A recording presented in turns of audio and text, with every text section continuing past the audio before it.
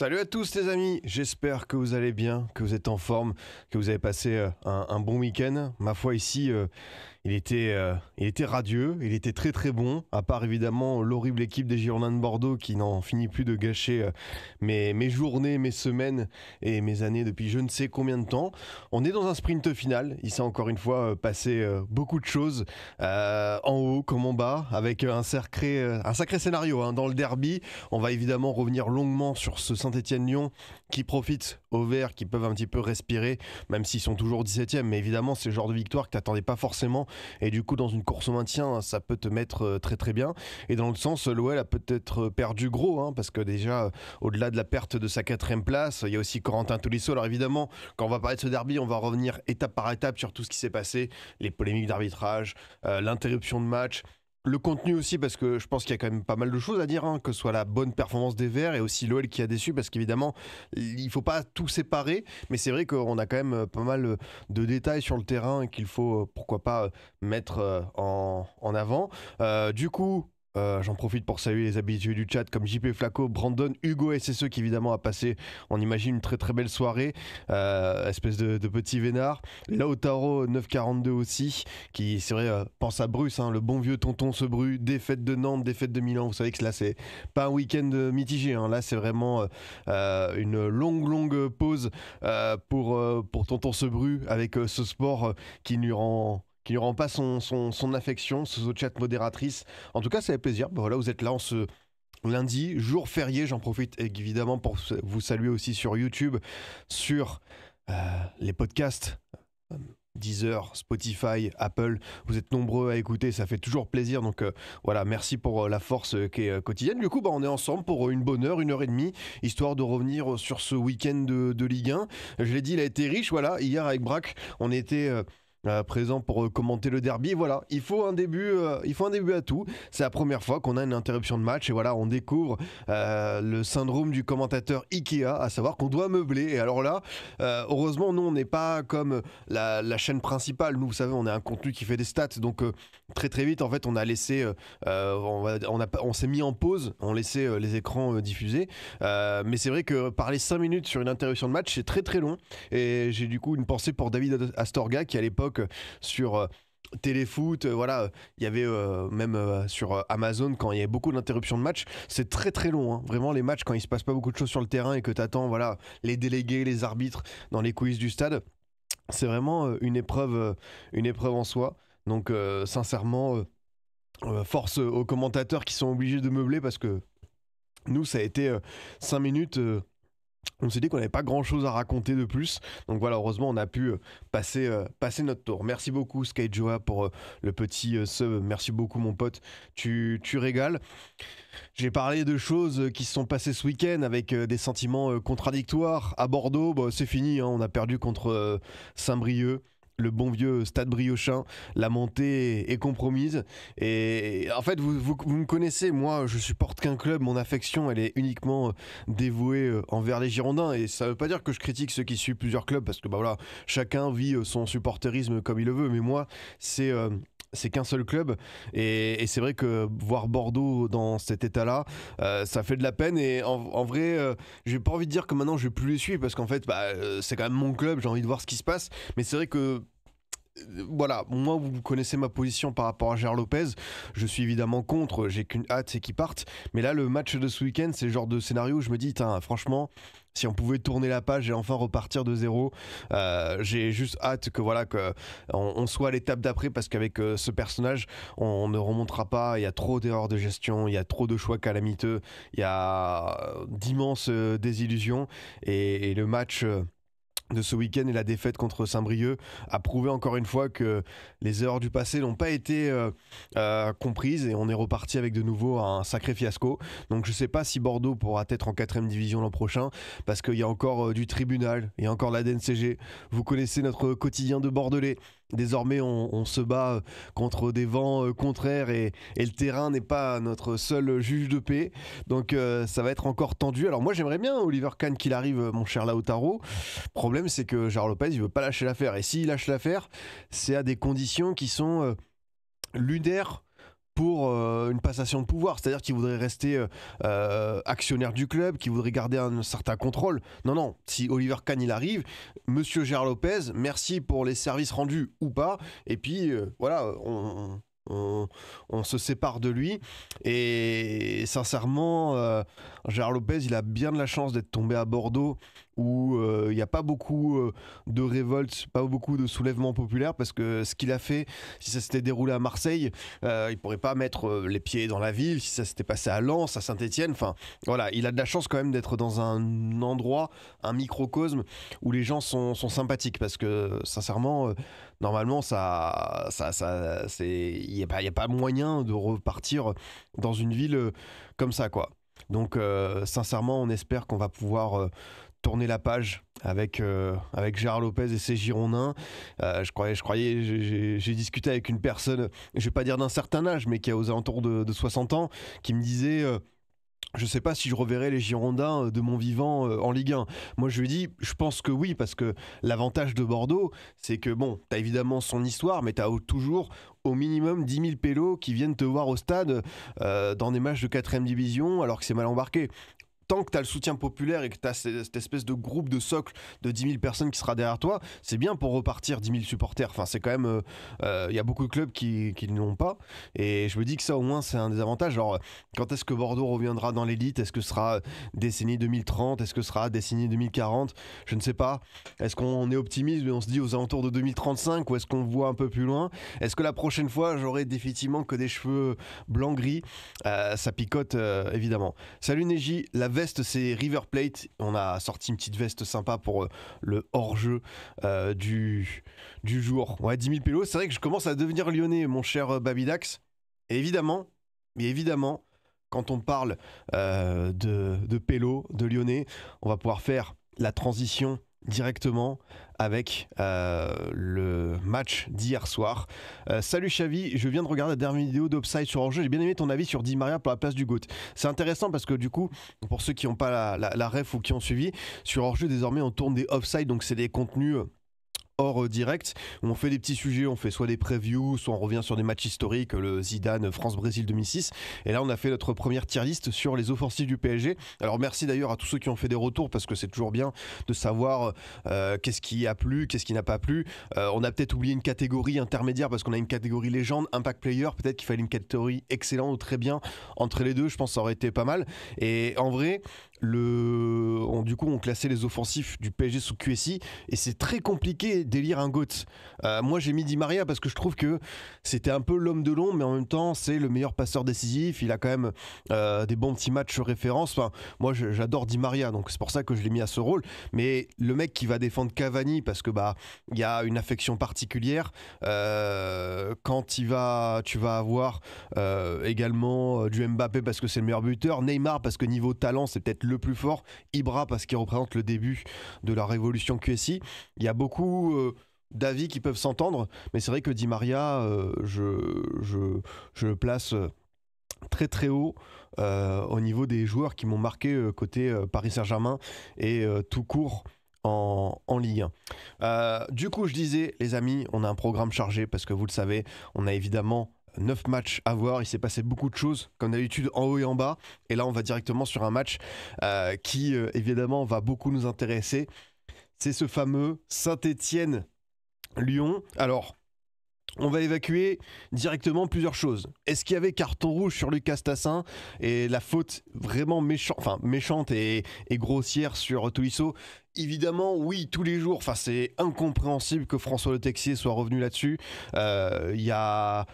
Je comprends pas. En fait, c'est le genre de faute qui me paraît évidente parce que d'une part, il y a le geste qui est caractérisé, il y a Tolisso qui ne revient pas sur le terrain, et c'est vrai qu'il y a quelque chose qui m'a marqué, c'est qu'avant, qui est la VAR, ou même il y a quelques années, moi vous savez, j'ai été ancien arbitre, et c'était une phrase qu'on nous disait souvent. Si un joueur ne peut pas revenir sur le terrain, s'il sort blessé, qu'il ne peut pas reprendre, et on connaît Corentin Tolisso, il va pas tricher, il sait que c'est un match à fort enjeu pour l'OL, c'est un Lyonnais, il connaît les caractéristiques d'un derby, il fait pas semblant, c'est pas du chiquet, et bien sûr que s'il peut pas revenir, c'est que c'est assez grave, et je comprends pas parce que Le Texier prend la bonne décision. Pourquoi est-ce que la VAR l'appelle? À quel moment les mecs dans le camion VAR se disent tiens, il y a quelque chose qui a pas marché. Et là, François, faut que tu ailles voir. Là, déjà, je comprends pas, c'est lunaire. Et le Texier qui, en 10 secondes, 15 secondes de visionnage, il le voit et il se dit hop, allez, c'est bon, on peut revenir sur la décision et je mets juste jaune. Je, je ne sais pas. Et c'est le même arbitre qui a mis rouge sur Amin Harit, Marquinhos qui a repris sa place. Et c'est le même qui a mis carton jaune Singo Donnarumma. C'est pas possible d'avoir une telle incohérence entre plusieurs actions. Et évidemment, ça a apporté son lot de frustration parce que Tolisso blessé, ça part dans ce sens. Le problème, c'est la règle. En dessous de la cheville, c'est jaune et au-dessus, c'est rouge. En fait, je vois ce que tu veux dire, mais revoyez l'image. Hein. Je sais pas si on peut voir l'action en détail, mais l'angle à la caméra qu'on lui montre, c'est pas forcément. Là, les gars, c'est quand même. À moins que Corentin Tolisso ait des pieds d'ogre, mais là, c'est vraiment. Enfin, pour moi, il y a. En fait, peut-être qu'il. Je sais pas quel angle il lui montre, mais pour moi, ça me paraît assez évident. Et en plus, le souci, c'est que ça touche vraiment, vraiment longtemps, quoi. Ouais, je ne comprends pas. Je ne comprends pas le pourquoi du comment. Après, Lucas Tassin, lui, bah voilà, il en profite. Derrière, il marque son but. C'est vrai que lui, il est bien heureux de rester sur le terrain. Et c'est là où tu te dis que, évidemment, t'as aussi un petit tournant. Et voilà. Après, Stassin, il avait marqué son premier but avant cette action. Donc, faut pas tout mélanger. Stassin, lui, je vais pas dire qu'il y est pour rien, mais il profite de cette espèce d'aubaine de pouvoir rester et marquer un deuxième but. Après, le but, il est très très bien, tout ça. Vraiment, ça lui sert. C'est le pied, pas la cheville. Mais les gars, mais vous avez vu où commence la faute? Enfin, je peux pas montrer l'image, mais c'est quand même assez éloquent que c'est le haut de la cheville qui est d'abord touché. Hein. On revoit l'action, c'est en continu. C'est vraiment le haut là. Là, on est vraiment sur la faute caractérisée. Et encore une fois, le Texier, quand il va voir les images, il ne voit qu'un seul angle, et c'est l'angle où on lui vous montre que c'est pas voilà le haut de la cheville quoi. Mais et les gars, c'est rouge tous les jours, il n'y a pas de débat. Après oui, c'est vrai que Mikotadze, il y a aussi une action qui est litigieuse, ça aurait pu faire rouge également, c'est vrai, mais voilà, Tardieu a pu reprendre là-dessus. Persuadé que s'il met un jaune direct, il revient dessus pour mettre un rouge. Bah peut-être, hein, mais c'est pas normal d'avoir autant d'incohérence. Encore une fois, c'est le même arbitre qui, quand il y a la séquence Harit Marquinhos, vient au micro de DAZN pour dire bah voilà, je mets rouge parce que c'est intégrité physique, involontaire, pas volontaire, ça parle dans ce sens et voilà, il protège le joueur. Pourquoi là est-ce qu'il protège pas le joueur? Encore une fois, moi je trouve l'image, elle est quand même assez dramatique pour l'OL. Comment dire, le carton rouge qui est annulé. Et juste après, t'as Tolisso qui sort sur Sivière qui est au bout de sa vie. Ça, c'est quand même fort. Et j'insiste là-dessus. Il y a quelques années, cette notion de si un joueur sort, qu'il est blessé, on ne repart pas voilà, avec un carton jaune, mais bien un rouge. J'ai l'impression que ce critère, cette notion, elle a un petit peu disparu, quoi. Parce que le pauvre Tolisso, il peut pas reprendre le match. Alors voilà, maintenant qu'une fois qu'on a dit ça, alors oui, c'est vrai qu'il y a aussi l'interruption de match, évidemment. Oui, c'est vrai qu'on va avoir les échanges VAR. Et pareil, le Texier, ça aurait été bien qu'il vienne expliquer sa décision. Pourquoi est-ce qu'il change? Parce que là, t'as un joueur qui ne peut pas reprendre le match, t'as une faute qui est quand même grossière, et en plus il prend la bonne décision, c'est ça que je trouve dingue, c'est pourquoi la vidéo l'appelle, pourquoi il change ça, quoi. C'est dur, et ouais, il a admis sa faute, mais il a admis sa faute, et c'est pareil, alors c'est bien de la part de la Ligue, de la commission d'arbitrage, chaque milieu de semaine de nous faire un espèce de résumé des situations litigieuses, et de dire bah voilà, là il y avait erreur, pas erreur, mais là on parle du vif du sujet. Bah, il y avait tout qui était réuni et c'est vrai que ça dépasse un petit peu l'entendement. Et ouais, il s'excuse, mais ça n'a pas changé grand-chose à ce fait de jeu. Et Tolisso risque de manquer une bonne partie de la fin de saison. Je le disais aussi, on a eu évidemment une interruption de match. Encore une fois, les demeurés dans les tribunes qui jettent des trucs. Là, ça tombe sur un arbitre, ça aurait pu être très très grave, ça aurait vraiment pu pénaliser. En plus, alors évidemment, il y a toujours les théories. Est-ce que c'était un Stéphanois qui visait un Lyonnais? Est-ce que c'est un Lyonnais? Parce que c'est un acte individuel, donc on peut jamais trop savoir. Ce qui est bien, c'est que la personne a été interpellée à la sortie du stade. La SSE l'a annoncé voilà, dans la soirée, enfin vers minuit. Au moins, action-réaction. Et voilà, la personne, elle va avoir un débrief salé au commissariat. Et on rappelle ici, évidemment, on est pour les sanctions individuelles. Pas de sanctions collectives, pas de punition pour tout le monde. Parce qu'hier, ça aurait été vraiment dramatique de voilà, mettre une claque à tout le monde. Surtout qu'encore une fois, hier, l'ambiance à Geoffroy Guichard, bah, c'est juste fabuleux. Enfin, c'est vraiment l'un des plus beaux stades. Moi, j'ai eu la chance d'y aller. Et pour ceux du chat qui n'ont pas eu encore cette opportunité, allez-y. Alors, je ne suis pas de l'office du tourisme de Saint-Étienne, hein. Je ne recommanderais pas peut-être de passer une semaine là-bas. Après, Saint-Étienne, souvent certaines personnes disent que c'est horrible et tout. Moi, franchement, ça allait. Je trouve que c'est une ville voilà, où il y a quand même 2-3 trucs à voir. Il y a pas mal d'histoires et tout. Donc, ça reste intéressant. Mais c'est vrai que l'attraction numéro 1, c'est évidemment ce stade. Et Geoffroy Guichard, ça reste unique. Et voilà, on espère évidemment qu'il n'y aura pas de dissolution pour les groupes d'ultra, que ce qui s'est passé hier sur ce jet de pièces ou d'objets métalliques similaires, ça ne conduira pas à voilà, punir tout le monde. Donc évidemment regrettable. Voilà, un Doliprane et ça repart. Ça fait aussi partie des belles histoires de la Ligue 1. L'arbitre qui prend un Doliprane, paf, ça y va. On repart de l'avant. Donc le destin du derby et peut-être de l'AS Saint-Etienne, parce que si le match avait été définitivement interrompu, bah, ça aurait peut-être été huis clos, ça aurait pu aller jusqu'au tapis vert, on ne sait pas, hein, mais c'est vrai que quand tu mènes 1-0, que tu fais le match un petit peu, je ne vais pas dire de ta vie, mais franchement, je pense que c'est le meilleur match de Saint-Étienne cette saison. Il y a eu des très bonnes perfs contre Reims, contre Strasbourg, mais dans le contenu global, c'est le match que j'ai préféré, parce qu'il y a beaucoup de choses qui ont été vraiment appréciables de la part de l'équipe d'Eric Corneland, mais c'est ouf comment un geste peut tout changer. Et c'est vrai que Saint-Etienne qui passe une saison galère, là ça aurait pu vraiment basculer dans le mauvais sens. Après, si on commence un petit peu à parler du terrain, alors oui, Stassin il met un doublé, il a été dans tous les bons coups, il aurait dû sortir, on est tous d'accord, mais voilà, c'est aussi le symbole d'un joueur qui est en pleine forme, qui est en pleine bourre, qui est le 3e meilleur buteur de Ligue 1 sur l'année 2025. Il a été vraiment hyper c'est un poison Stassin, parce qu'il y a aussi des séquences où je me souviens d'une passe longue pour Tardieu qui fait une reprise sans contrôle qui est une sacrée transversale.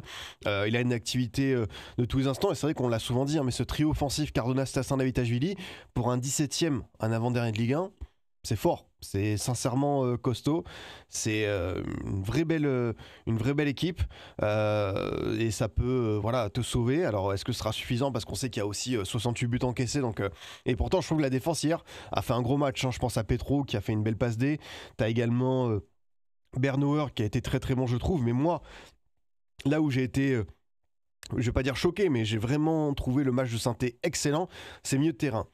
Bouchoiré n'est pas là, blessé. C'est ton meilleur milieu depuis le début de saison. Et le match qu'a sorti Pierre Ecoua, mais également Aymen Mouefek et Florent Tardieu, bah chapeau. Parce qu'il y avait un enjeu considérable. Alors c'est vrai qu'il n'y avait pas de Matic, il y avait quelques choix au départ. Tolisso est vite sorti. Mais vraiment, le match qu'ont sorti ces trois-là, Pierre Ecoua, notamment à la frappe sur la barre transversale, Mouefek qui a couru un nombre de kilomètres assez dingue, qui a fait beaucoup de bonnes projections. Et c'est ce que j'aime dans le football d'Eric Corneland. Il y a eu beaucoup de débats finalement quand il est arrivé. Est-ce que c'est pas trop déséquilibré? Est-ce que finalement Saint-Étienne peut se maintenir en proposant ce football? Parce que certains ont estimé que c'était un petit peu trop de risques pris par rapport à tout l'environnement Ligue 1, et qu'il fallait peut-être, je dis pas voilà, comment dire, passer sur une défense à 3, mais montrer plus de solidité. Et je pense que Eric Corneland peut faire une très très belle carrière de coach. Vraiment, j'ai hâte de le revoir, peut-être avec un meilleur mercato, un effectif plus complet. Mais là, ce qu'il montre avec ce Saint-Étienne là, qui est voilà, avec des joueurs niveau Ligue 1, des joueurs niveau Ligue 2, des états de forme très disparates. Moi, j'ai souvent critiqué les latéraux. Hier, tant mieux, Petro et Apia ont fait un match monstrueux. Mais c'est vrai que c'est particulier. Et ouais, faut rendre à Eric Horneland ce qu'il a apporté à Santé. On ne sait pas si ce sera suffisant pour le maintien, mais au moins il y a du jeu, il y a des intentions, et ça c'est super louable. Ça vraiment, c'est très très fort de la part de ce coach, parce que ça partait de loin. Sous Dalloglio, c'était, on va dire, beaucoup de purges. Et là, on s'est retrouvé avec une équipe qui a beaucoup subi, qui a pris des grosses défaites. Hein, le 6-1 contre le PSG, tu as eu beaucoup de buts encaissés, de moments un petit peu, je vais pas dire ridicules, mais voilà, tu as eu des erreurs défensives qui ont été sincèrement lunaires. Et ce coach-là, c'est un bon. Ce doublé de Stassin, tu penses c'est plus beau que le doublé de Cardona contre Bordeaux? Bah, le souci, c'est que le truc de Cardona, il te met un lob à la dernière minute pour t'offrir la victoire. Donc je pense que c'est le plus beau but d'un adversaire que j'ai vu à la dernière minute. Enfin, celui-ci, il est vraiment très costaud. Et c'est vrai que d'un point de vue sportif, on le répète, mais qu'est-ce que ça fait du bien pour Saint-Etienne cette victoire? Parce que tu repasses au même nombre de points que Le Havre. Alors évidemment, avec la différence de but, t'es encore derrière, mais t'es à 27. Les derniers matchs de Saint-Etienne, tu as donc du Strasbourg, du Monaco, du Reims, du Toulouse. Ça va être dur les 2 prochaines journées. Il faut maintenant que l'euphorie je vais pas dire se dissipe, mais comment est-ce que Horneland peut capitaliser là-dessus? Évidemment, ça va être quelque chose, mais Strasbourg et Monaco, c'est quand même 2 gros clients. Après, ça peut jouer aussi Reims-Toulouse, parce que je pense qu'ils ont les armes pour embêter ces 2 équipes-là. Vraiment. Et si ça fait 4 sur 12, 6 sur 12, ça suffira peut-être, parce qu'on rappelle que Le Havre a vraiment l'un des calendriers les plus compliqués. Hein. Monaco, déplacement à Auxerre, Marseille, Strasbourg. T'as 3 équipes qui jouent la LDC. Tu vas à Auxerre qui est un petit peu en roue libre, mais l'AJ Auxerre à la maison, voilà, c'est un des derniers matchs, donc évidemment ils voudront faire plaisir. Donc ouais, Le Havre, ça va être aussi assez, assez dantesque. Voilà ce qu'il y avait à dire côté stéphanois. Côté lyonnais, bah oui, je pense qu'on l'a tous dit. Hein. Semaine horrible, semaine une des pires. Je pense que niveau désillusion, les Lyonnais, on en a connu quelques-unes. Il y en a beaucoup qui sont revenus dans les discours. Je pense que vous les avez entendus, le PSV 2005, le Milan 2006, l'Ajax 2007. Mais là, le combo Manchester United, tu prends 3 buts en 7 minutes alors que tu avais fait une remontée. T'as pris une remontée à l'intérieur de ta remontée. Enfin, c'est voilà, le genre de scénario que tu vois très rarement. Et t'as cette défaite dans le derby qui te repousse à la 6e place. Donc évidemment, c'est fâcheux. Alors, bien sûr, ils n'ont pas été aidés par l'arbitrage. Saint-Etienne aurait dû se retrouver à 10 dès la 20e minute. Maintenant qu'on a dit ça, est-ce qu'on peut aller peut-être plus en détail sur certains choix, notamment j'ai vu Thibaut ta question sur le cas Akuoku. Alors Paul Akuoku, c'est sympa de donner du temps de jeu à un gars comme ça, c'est rigolo parce que voilà, c'est un mec qui sortit du loft, qu'on revoit et tout, mais il a pas le niveau. Et là, au bout d'un moment, c'est pas la kermesse. L'OL a des enjeux tellement déterminants. Donc, Akuoku qui est rentré à la place de Tolisso et qui est ressorti juste à la mi-temps. Du coup, notre ami, il l'a fait 28 minutes. Il a pris un jaune, il était dépassé. Et hop, il a fait un quart d'heure. Et c'est rare de voir un tel choix, mais je trouve que l'OL a bien réagi. Parce que sincèrement, il fallait sortir ce gars-là qui était paumé. Ensuite, il y a eu des bons. Enfin, tu vois, tu as eu du Fofana, même Verretou, c'était très très dur. Vraiment, ça a été compliqué pour lui. Mais voilà, ils ont quand même réduit l'écart par Tessman. Mais ils n'ont pas, pour moi, assez produit d'occasion pour aller chercher un résultat. Mais les gars, je vois les messages, hein, vous en faites pas. Oui, c'est un vol, c'est tout ce que vous voulez, évidemment. Mais est-ce que on peut quand même analyser certains trucs de l'OL? Je le dis, c'est une circonstance atténuante extrêmement importante. L'absence de carton rouge, tout ça, on est tous d'accord. Sincèrement, je pense qu'il n'y a pas de débat là-dessus. Maintenant, après cette séquence, on a eu quand même 70 minutes. Non, mais il faut le dire, et je le dis. Mais sinon, qu'est-ce qu'on fait? C'est-à-dire que là, le débrief, je parle juste de cette action et je dis, ok, c'est bon, on arrête de ça. Non, évidemment qu'il y a aussi des choses à dire sur le contenu de l'OL. Je le dis encore une fois, il y avait rouge pour Stassin, c'est pas normal, il faut se plaindre. D'ailleurs, aussi quelque chose au passage qui m'a marqué, le Jean-Michel Aulas de la grande époque, les gars. est-ce qu'il aurait laissé passer ça? Est-ce que sincèrement, ce qui s'est passé hier soir, le rouge annulé, l'interruption de match, je pense que vraiment on aurait eu un Jean-Michel Aulas Prime qui se serait mis comme ça en travers du stade pour ne pas reprendre le match. Il aurait fait un scandale de fou parce que vraiment c'est là où John Textor il doit apprendre le métier. Euh, c'est là où il m'a manqué. C'est là où il m'a manqué parce que le Jean-Michel Aulas version année 2000, croyez-moi, le match, il n'aurait pas repris. Croyez-moi, François Le Texier, il serait pas sorti de son vestiaire. C'est là où il manque un petit peu le bon vieux tonton. Du coup, ouais, je le disais, évidemment, il s'est passé des faits, mais j'ai été quand même déçu du match de la proposition lyonnaise avec un Cherki qui a eu du mal à exister. Ça aussi, il faut le dire, parce que Cherki était sur une forme resplendissante. Et ça, c'est une très grosse force de la SSE hier d'avoir su canaliser cette équipe et de tenir un Cherki qui était un petit peu en tous les beaucoup. Même Miko Tadze Lacazette, c'est un duo qui avait une belle influence à Auxerre. Après, évidemment, la sortie de Tolisso a changé pas mal de plans. Fofana qui a fait quelques démarrages, d'ailleurs, c'est pour ça que Apia a fait faute. On a pu voir que ça a été un petit peu tendu. C'est vrai qu'on a eu 25 fautes, mais beaucoup de cartons jaunes distribués, que François Le Texier a eu la main lourde. Il aurait pu l'avoir pour évidemment une autre séquence. Mais voilà, à voir comment l'OL va rebondir. Désormais, il reste 4 matchs, 4 finales. Qu'est-ce que tu as au programme? Tu as 3 réceptions. C'est quand même un aspect positif. Tu reçois 2 équipes qui n'ont peut-être plus grand chose à jouer mais qui veulent se prouver, par exemple le Rennes d'Habib Bey qui veut, parce que c'est vrai qu'on va parler après de Rennes, mais c'est une équipe qui bat les équipes à sa portée mais qui n'a pas encore tapé une équipe du haut du classement.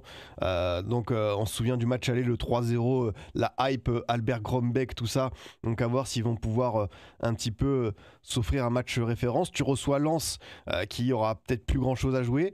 T'as ce match à Monaco qui sera évidemment une finale avant-dernière journée. Alors Lens a encore quelque chose à jouer, évidemment, faut voir, mais ça peut être compliqué parce que ces équipes-là, Brest, Lens, ça gagne, ça perd, ça gagne, on verra. Mais quoi qu'il arrive, ça peut être évidemment, c'est mieux vaut jouer ce Lens-là que, je sais pas moi, un Marseille, un Nice, soit une équipe candidate. Après, certaines personnes disent que c'est mieux de jouer un adversaire direct parce que voilà, c'est le fameux match à 6 points. Et puis tu termines par réception d'Angers. À voir, mais c'est vrai que cette semaine, c'est vraiment ça va laisser beaucoup de traces. Ça va laisser beaucoup de traces à Lyon. Ça, je pense qu'on est tous unanimes là-dessus. À voir comment cette équipe va pouvoir relever la tête. Il faut pas tout jeter sur ce qui s'est passé depuis l'arrivée de Fonseca parce que c'était quand même une équipe qui marquait 2 buts en moyenne par match, plus de 2 buts, enfin 2 buts minimum. Il y avait évidemment beaucoup de séquences très intéressantes, du bon pressing, une connexion évidente entre les offensifs. Mais c'est vrai que cette semaine, entre le scénario d'Old Trafford et ce derby, et il y a de la casse, Tolisso qui ne reviendra pas. D'ailleurs, je voulais te demander des nouvelles de Tolisso. On n'a pas encore trop de résultats. Ça parle d'une entorse au genou droit. Donc à voir si on aura un peu plus d'informations. Est-ce qu'il peut revenir d'ici la fin du championnat? Ça, c'est pas évident du tout parce que ça avait l'air quand même d'être assez sérieux. Et oui, sur le chat, calmez-vous, ici c'est un espace de discussion courtois, on n'est pas là pour se foutre sur la tronche. Évidemment, je sais que le football, ça apporte de la nervosité, de la tension, mais encore une fois, dosez. On est là tranquillement pour discuter de Ligue 1, de notre bonne vieille Ligue des Talents, donc pas la peine de se mettre dessus. C'est pas le poissonnier et le forgeron d'Astérix, là, on se bagarre pas dans ces zones-là. On va aller sur le reste des matchs de Ligue 1. Est-ce qu'un jugement est prévu pour Stassin? Je ne sais pas si la commission peut revenir là-dessus. À voir ce que ça peut donner. Mais c'est vrai qu'en plus, Stassin, on a bien sûr un joueur qui peut continuer, mais surtout s'il aurait pu être absent à Strasbourg. Là, c'est vrai que ça aurait été une perte extrêmement importante pour les les petits verts. Du coup, on va aller tranquillement sur les autres matchs de cette journée, avec évidemment ce qui va nous intéresser en priorité. Oui, moi, tu sais, il a perdu contre le Stade Briochin. J'ai envie de te dire, une de plus, une de moins, hein, au point où on en est. C'est pour ça, prenez du recul avec ce sport. C'est très important, les gars. N'oubliez pas qu'il y a d'autres priorités dans la vie. Ne pas trop s'attacher à une équipe. C'est chouette de supporter, d'aller au stade, de vivre des émotions. Mais moi, depuis une dizaine d'années, j'ai compris qu'on était, on était dans une autre dimension et qu'il fallait vraiment souffler un grand coup et trouver d'autres activités, faire des trucs à droite à gauche pour ne pas tomber dans une dépression, dans une spirale infinie. On va aller sur ce match de l'OM et de Montpellier. Alors, bien sûr, il y avait beaucoup de choses où on se disait non, ils vont quand même pas le faire, l'OM. Ils vont quand même pas perdre ou ne pas gagner contre cette équipe de Montpellier qui est au fond du trou, qui n'a pas gagné depuis 10 matchs, qui n'avait pas marqué depuis 7 matchs. Alors, il y a une série qui s'est arrêtée pour Montpellier, ils ont au moins marqué un but. Que dire sur ce match de l'OM ? C'est une performance d'une équipe contre un dernier de Ligue 1 qui prépare déjà la saison de Ligue 2. Zoumana Camara, il a dit qu'il faisait beaucoup de tests parce qu'hier, en vrai, à part Lecomte, Omer Agic et Jordan Ferry, tu avais très peu de cadres. Tu avais beaucoup de jeunes joueurs ou des joueurs qui, je pense, vont être présents en Ligue 2. Peut-être un Saint-Luc, Tanguy Koulibaly, je pense pas qu'il a un gros salaire, mais voilà, les Ndobi, les Mwanga, les Minkarelli, Nicolas Païs, Nzingula, Junior Ndiaye, ça c'est très clairement des joueurs que Zoumana Camara que Papus teste pour voir qui peut être prêt. Donc voilà, il fait une grande revue d'effectifs. D'ailleurs hier vous l'avez vu, il y a hier samedi, il y a Savanier qui reste sur le banc, Moncazri qui rentre pas, Falaï Sako, Kouyaté, tu vois, c'est les joueurs qui étaient titulaires il y a quelques temps. Côté OM, une première période un petit peu insipide, avec pas beaucoup d'inspiration, et puis la seconde période j'ai vraiment kiffé. Très gros match d'Amir Murillo et d'Ulysse Garcia, j'ai vraiment apprécié. C'est vrai que si on parle juste du contenu montpelliérain, en vrai c'était l'une des performances, bon tu repars avec un 5-1, mais c'était l'un des matchs les plus appréciables sur l'année 2025 qui est horrible. Au moins on a vu des choses tentées, il y a eu 2-3 sorties de balles qui étaient intéressantes, t'as marqué un but. Je pense que Camara peut tirer du positif de ce match au Vélodrome. Côté OM, on sait qu'on est un petit peu à flux tendu, voire une extrême nervosité, que maintenant on est vraiment dans la culture de l'instant, chaque résultat compte. Si on perd, c'est la catastrophe. Si on gagne, ça y est, on peut souffler un bon coup. On parle même, vous savez, de cette fameuse mise au vert de Zerbi qui aimerait faire vraiment un stage d'un mois en Italie, garder ses joueurs avec lui et les faire revenir la veille pour les matchs de Ligue 1. Alors ça parle aussi d'aménagement pour les familles et les médias, mais vraiment de Zerbi, il adore les stages commando comme ça, sauf que j'ai rarement vu ça, les gars. Un stage commando qui dure un mois, là comme ça, j'ai pas à souvenir. Donc notre bon vieux Roberto veut tenter quelque chose. Après le match de l'OM, vraiment Garcia très bon dans l'aspect d'un joueur qui revient, je vais pas dire nulle part, mais quelqu'un qu'on n'attendait pas en tant que titulaire sur un sprint final, c'est quand même intéressant. Murillo, vraiment gros respect, parce que à la base c'était un latéral qui est venu pour la rotation, finalement c'est un central, et c'est pour ça que on parle beaucoup, vous savez, de soit d'un ennui, soit d'une frilosité. Alors moi je trouve pas que l'OM soit frileux, parce que pour moi le terme frileux, ça définit une équipe qui se préoccupe davantage de sa défense et qui se projette pas trop. L'OM, ils en sont à combien de buts encaissés déjà ? Ils en sont à 40, non ? Là, désormais. Donc, niveau frilosité, enfin voilà, c'est une équipe qui se découvre 42 buts. C'est quand même beaucoup, tu vois. T'as 9e Brest, 49. Tu vois, t'as des équipes comme Toulouse qui ont pris moins de buts que toi. Donc, même t'as pris autant de buts que Reims cette saison. Voilà, c'est quand même une tendance assez critique, et c'est le principal truc à travailler, parce que je vois quand même des beaux mouvements. Je pense pas que l'OM de De Zerbi soit une équipe totalement stérile. On voit quand même des intentions. Ulysse Garcia, défenseur central gauche, qui va provoquer le premier penalty. Murillo, défenseur central droit, qui monte et qui offre un ballon de but à Greenwood. Je trouve qu'il y a quand même des intentions qui sont hyper intéressants dans cet OM là. Après, est-ce que tu as tous les joueurs pour l'appliquer ? Est-ce que tout le monde a le même degré de motivation, ça c'est une autre question. Mais je trouve qu'il ne faut pas tout jeter sur l'OM de De Zerbi parce qu'aujourd'hui on parle évidemment beaucoup, vous savez, du résultat, de cet aspect tellement tellement important de la Ligue des Champions quand on oublie des fois le contenu. Mais je trouve que dans les matchs de l'OM, il y a des choses des fois à retenir. Par exemple le match à Monaco. Le match à Monaco, tu perds 3-0. Tu te fais détruire par ta défense et après tu lâches l'affaire, deuxième période horrible. Par contre, la première période, il y a des bons contenus. Si Luis Enrique marque son but seul voilà, au 6 mètres, la donne échange après avec Dessy, on refait le monde, je le sais, mais je trouve que cet OM-là est imparfait, a une grosse marge de progression, mais c'est quand même une équipe qui est deuxième de Ligue 1, qui a montré des choses tout au long de la saison. Donc moi, je trouve qu'il faut pas... voilà, on sait qu'à Marseille, c'est encore une fois très instable, qu'on est beaucoup sur l'émotion, qu'on a envie des fois de tout balayer, de tout recommencer. Moi, j'espère que De Zerbi va rester parce que je trouve qu'il y a une bonne base pour construire. Après, on rappelle, c'est une équipe qui l'an dernier a terminé 8e de Ligue 1. Il y a eu beaucoup de mercato, il y a eu des choix, des joueurs qui se sont bien intégrés, d'autres moins.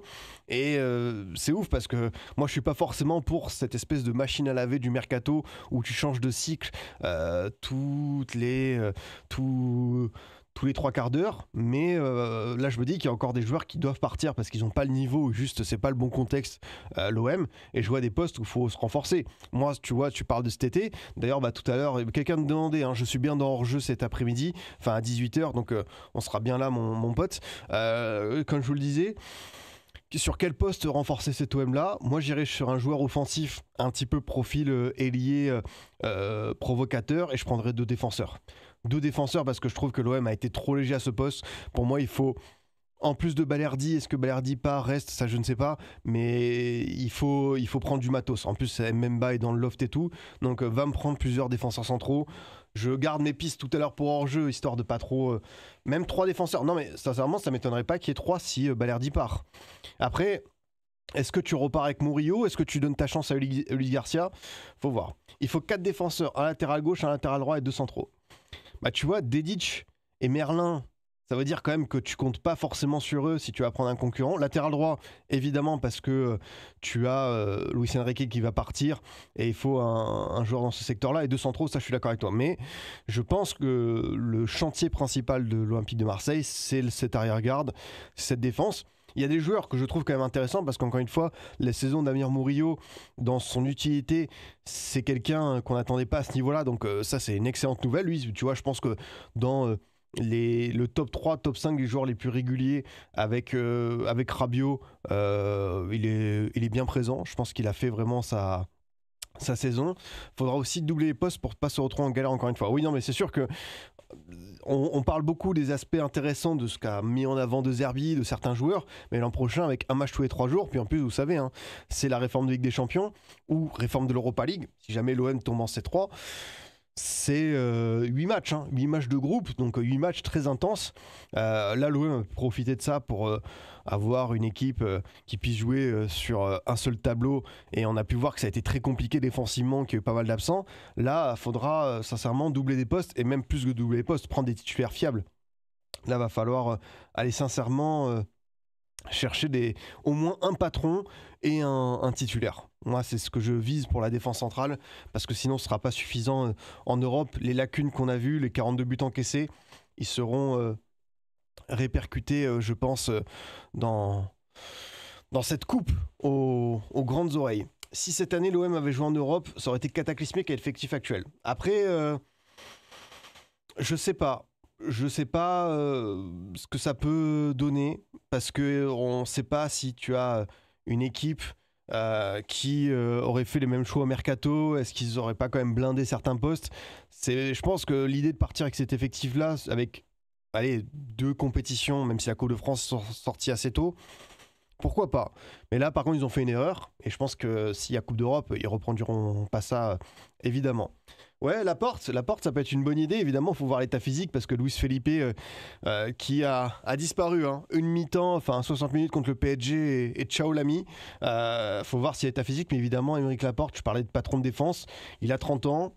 Faut voir un petit peu la réadaptation de l'Arabie Saoudite, mais pour moi, c'est une piste qui est assez intéressante, qui parle pas mal. Et on sait que Benassia, Longoria, ils aiment ce genre de profil un peu internationaux, trentaine, qui puissent apporter à ce groupe-là. Du coup, on a fait le tour sur ce Marseille-Montpellier. On va aller sur le Monaco-Strasbourg parce que, évidemment, c'était un match à fort enjeu pour l'Europe. Beaucoup de... Je vais pas dire de choses à dire parce qu'évidemment, c'est un 0-0, donc c'est pas forcément le match qui va le plus marquer les gens. Salut Scipion, ça va? J'étais content pour toi quand j'ai vu ta grosse tête sur mon fil Amazon Prime. Eh ben oui, maintenant vous pouvez me voir. C'est vrai que ça surprend, hein.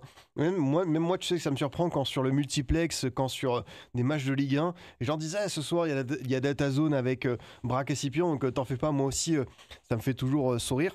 Ce Monaco-Strasbourg, eh ben, ça confirme d'une part que Strasbourg a quand même une belle défense, même si c'est vrai qu'ils ont pris 2 buts contre Nice, qu'ils se sont fait rejoindre. Petrovic, meilleur gardien de Ligue 1, je pense, sur l'année 2025, parce que ça fait encore un clean sheet à l'extérieur. J'ai beaucoup aimé le match d'Omo Bamidele derrière. Vraiment un profil très intéressant, parce que lui, on le découvre aussi. Il vient d'Angleterre, un joueur qui a connu une petite blessure, mais sur ses premiers pas, on se disait tiens, c'est quand même intéressant ce qu'il montre, et c'est un petit peu comme l'ensemble. Mais moi, le joueur que j'adore vraiment sur cette période actuelle, c'est Barco. Barco, le pied gauche, c'est trop fort. Vraiment, ce petit numéro 32, latéral de formation, récupère à Séville parce que pas de temps de jeu, hop, Brighton, le petit coup de fil, et Barco, dans les coups de cœur de l'année 2025, je pense qu'il se place très haut parce que la qualité technique de ce garçon pour trouver des bonnes zones de passe, pour bien se placer, toujours le corps bien orienté face au jeu, pour lancer Emega et tout, vraiment c'est une qualité assez folle. Et même Diego Moreira, hein, qui était blessé, enfin qui était absent contre Nice, suspendu. J'ai adoré son match aussi, très énergivore. Vraiment un joueur qui a été omniprésent. Emega qui a failli marquer. Bon d'ailleurs, la petite danse et finalement le coup de clim, on connaît l'histoire, dommage. Mais c'est vrai que Strasbourg, est-ce qu'ils peuvent avoir des regrets? Parce que finalement, tu prends un point à Monaco, sur le papier, c'est une belle opération, mais avant la 31e journée, on est sur un Strasbourg qui est 7e, donc qui n'est plus en LDC, qui n'est pas en Europa League. Et voilà, je pense qu'ils se sont pris au jeu, les Strasbourgeois. Alors évidemment, ils vont avoir un calendrier qui va être intéressant. Tu vas affronter Saint-Etienne, le PSG, Angers, Le Havre. Tu as 3 équipes qui sont dans le maintien et tu as le PSG avec l'invincibilité. Tu as quand même un calendrier qui, sur le papier, tu peux faire du 9 sur 12. Normalement, Strasbourg, il tape ces 3 équipes-là. Après, on sait que c'est du maintien, que ça peut aussi basculer dans le mauvais sens. Et on l'a toujours dit que si le PSG devait perdre son invincibilité, alors je sais que Bruce, lui, il espère que ce soit le Nantes PSG de demain soir. Je pense que notre tonton Bruce va revenir sur terre assez vite. Désolé, je ne vais pas trop lui briser ses rêves, mais c'est vrai que ce Strasbourg PSG m'intrigue énormément parce que je pense que Strasbourg peut mettre l'intensité, peut mettre les joueurs qui vont provoquer un petit peu du bazar dans cette défense parisienne, ou alors le PSG en mode invincible et calme tout ça. Ça va être vraiment une partie intéressante. Alors à voir évidemment report par report parce que ça va tomber entre les 2 matchs de Ligue des Champions de demi-finale contre Arsenal. Mais je me répète, ce Strasbourg a vraiment beaucoup de qualité défensive. Et c'est pas forcément là où on l'attendait le plus, parce qu'on sait qu'il y avait un potentiel devant avec Bakwa, Emega, Nanasi, Abou Diarra, André Santos, qui est quasiment à 10 buts. Donc à voir ce que ça donne, mais vraiment derrière, c'est des jeunes défenseurs et ils font une sacrée saison. Mamadou Sarr, Ismaël Doucouré, très bon. Doucouré aussi, parce que là, je vois que vous me parlez de Mercato, avec des joueurs qui peuvent intéresser du monde. On est tous, je suis d'accord avec toi, hein, à voir ce que va faire évidemment ce Strasbourg-là, avec la connexion Chelsea, quels joueurs vont faire le chemin inverse, qui va avoir un beau transfert.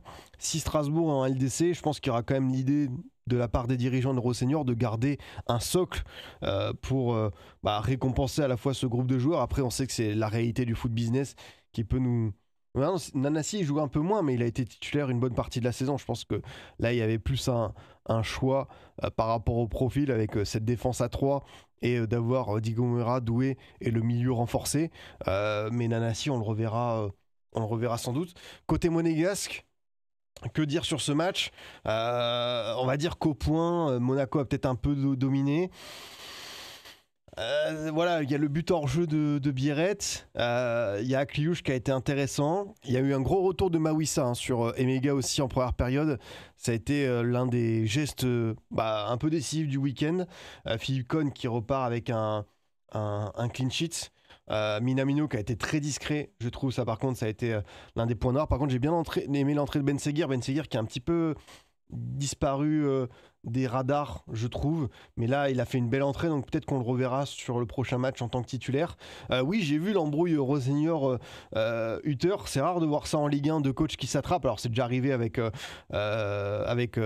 c'était qui déjà? C'était Comboiré et Frédéric Hans. Pour les anciens, je pense que vous pouvez vous rappeler de ça. Là, en gros, à l'aller, je crois que Hutter avait fait attendre Rosseigneur. Il n'avait pas aimé. Là, de nouveau, il l'a fait attendre. Donc voilà, après, ils se sont expliqués. Bon, ils partiront pas en vacances, hein, comme le dit l'expression. Mais c'est vrai que c'était une séquence un petit peu rigolote entre les deux coachs.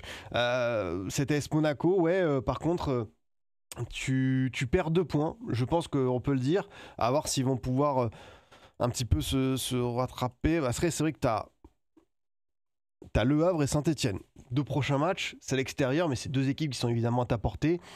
Ça peut faire du 6 sur 6. Et après, tu as cette éventuelle finale pour le maintien, excusez-moi, pour la course à l'Europe, parce que quand on venait de parler de maintien avec Le Havre et Saint-Etienne, mais c'est vrai que tout se bouscule dans ma tête. Tu as l'OL. Et ça va être évidemment une avant-dernière journée cruciale. Et je n'oublie pas le match à Lens, parce qu'on sait qu'entre Lens et Monaco, on a eu beaucoup de dernières journées assez critiques, tendues sur les saisons passées. Donc si Lens pouvait priver Monaco de LDC, je pense qu'ils ont peut-être ça dans un coin de leur tête. Mais normalement, si Monaco fait pas de bêtises, je pense qu'ils seront en Ligue des Champions. On l'a dit, encore une fois, il y aura pas mal de mouvements à opérer sur le gardien. Alors c'est vrai que c'est dur de dire ça parce que Philippe Cohn, évidemment, dans le match a fait qu'une cheat. Il avait sorti deux perfs assez folles. Enfin, une perf costaud, très costaud contre l'Olympique de Marseille, mais sur la globalité, il faut que Monaco aille chercher un gardien, un patron. Il faut voir les joueurs qui vont partir. On se dit qu'Akliouche a un bon de sortie. Il y aura des petits mouvements intéressants, mais par exemple, un Biret qui fait une saison complète, qui a déjà marqué 12 buts sur une moitié de saison, lui, j'ai envie de le voir sur toute une année parce que très clairement, ce gars-là, ça peut dépasser la barre des 20 buts assez facilement, et puis même le voir en Ligue des Champions parce que finalement on l'a vu que contre le Benfica en barrage et bon, il a pas forcément pesé, mais vraiment ça va être très intéressant. Je vois bien meilleur le backup de Kobel. Oh le poste, la piste sombre. C'est ouais, je sais pas trop quel gardien. On a parlé déjà de pas mal de propositions. En fait, il y a des gens qui sont par exemple team Yevan Diouf. Ah ok, il est ultra solide, d'accord. Je sais pas, est-ce qu'ils iront chercher un gardien de Ligue 1? Mais est-ce que c'est Yevan Diouf? Parce qu'il y a une différence entre être un Yevan Diouf très sollicité à Reims et un Yevan Diouf peu sollicité à Monaco. On va te demander de faire les 3-4 arrêts qu'il faut. Et Mayeki et Con, ils n'arrivent pas forcément à faire tout le temps ça. Donc il faut vraiment le mec ultra concentré pour faire ces 2-3 parades au bon moment. Et ça, c'est le plus dur pour un club de ce standing-là. À voir qui c'est qui pourront récupérer sur le mercato. On y va, on continue notre petit tour d'horizon des équipes en pôle, en lutte pour la Ligue des Champions, avec le LOSC qui enchaîne après sa victoire contre Toulouse. Ça a été un match un peu plus accompli, je trouve, que les précédents. Tu as également Jonathan David qui retrouve le chemin défilé. Tu récupères ta 4e place. C'est un vrai bon week-end pour le LOSC d'un point de vue comptable. Après, la deuxième période, j'ai trouvé encore une fois, je vais pas dire inquiétante, mais un petit peu poussive.